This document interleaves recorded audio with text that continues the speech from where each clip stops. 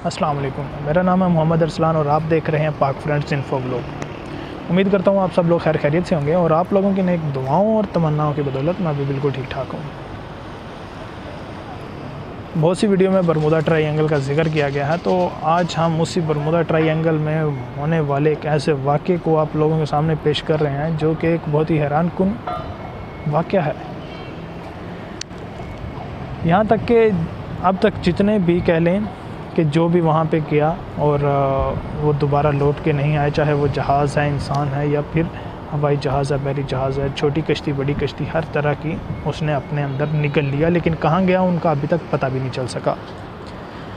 बरमुदा triangle का पता उस वक्त चला जब 1945 में अमेरिका से 5 जंगी तैयारे, जंगी जहाज़ उन्होंने उड़ान भरी और उड़ान उनके भरते ही वो जब बरमुदा ट्रायंगल के पास पहुँचे तो वहाँ पे उनका नामो निशान गायब हो गया। बरमुदा ट्रायंगल उनको निकल गया और फिर उसकी कुछ अरसे तक उनकी तलाश जारी रही, लेकिन उन्होंने जिस दूसरे जहाज़ को, एक और जहाज़ को उनकी तलाश में भेजा, वो भी जब बरमुदा ट्रायंगल के मुकाम पर पहुँचा तो वहाँ उसका भी नामो निशान गायब हो गया।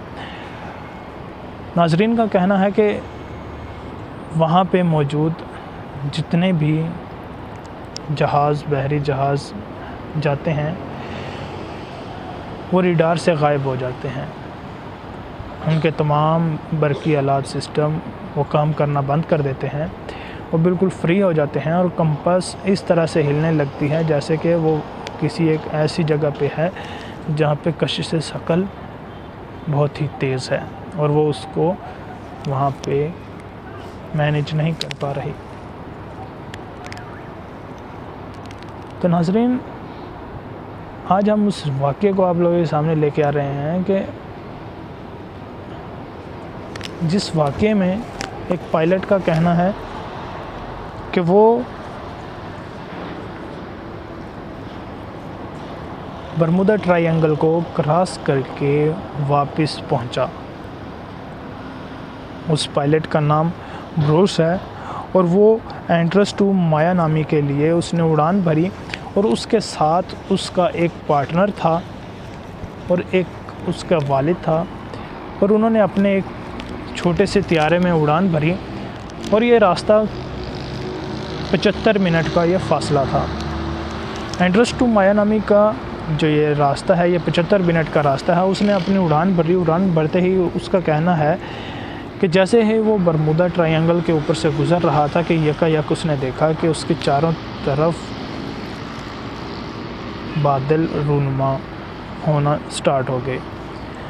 बादल के रूनुमा होते ही कहता कि इतनी कोई घबराहट की बात नहीं थी, क्योंकि बादल सामने आना कोई आम बात नहीं है। कहते लेकिन जिस तरह के बादल उसके सामने आ रहे थे वो ये देख के हैरान था कि ये बादल जो हैं ये बहुत ही हैरानकुन बादल हैं। रडार से उस वक्त उसका राब्ता मुनक़ता हो चुका था और रडार में उसका जहाज़ गायब हो चुका था। उसका कहना है कि उसके जहाज़ के तमाम जो बरकी कंपोनेंट्स थे, बरकी आलात थे, वो सब कुछ ख़त्म हो चुके थे, यानी कि वो बिल्कुल फ्री हो चुके थे और कोई भी चीज़ काम नहीं कर रही थी। उसका कहना है कि वो जैसे जैसे जहाज़ आगे जा रहा था, उसे नहीं पता कि जहाज़ किस साइड पे जा रहा है, लेकिन जैसे जैसे जहाज़ आगे की तरफ अपनी मंजिल की तरफ जा रहा था वैसे वैसे बादलों का एक बहुत ही बड़ा झुमगट्टा कह लें उसकी तरफ बढ़ता जा रहा था और ये एक बिल्कुल कहता है कि हमारे सामने बिल्कुल अंधेरा सा छा गया था। कहता कि वहाँ पे उसके कहने के मुताबिक कुछ उस अंधेरे में कुछ चमक रहा था जिसको बिजली भी नहीं कह सकते, और इस तरह की लाइटें वहाँ पे रोशन हो रही थी। जहाज़ उन्हीं लाइटों की जानिब बढ़ रहा था। यकायक उसने देखा कि उसके जहाज़ के सामने एक गार नुमा बादल रूनुमा हुआ और उसका जहाज़ उस गार नुमा बादल में फंसता चला गया।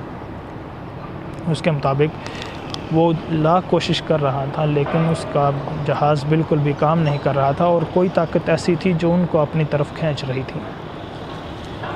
यकायक उसके सामने एक और माजरा पेश हुआ। उसने देखा कि हमारे सामने से वो बादल गायब हुआ और हम बरमुदा ट्रायंगल से बाहर आ गए। और माया नामी जब पहुँचे तो उस वक्त उसने एंट्रेंस टू माया नामी के लिए जो सफ़र का आगाज़ किया था 75 मिनट का, उस वक्त उसको वहाँ माया नामी में पहुँचने के लिए 45 मिनट लगे।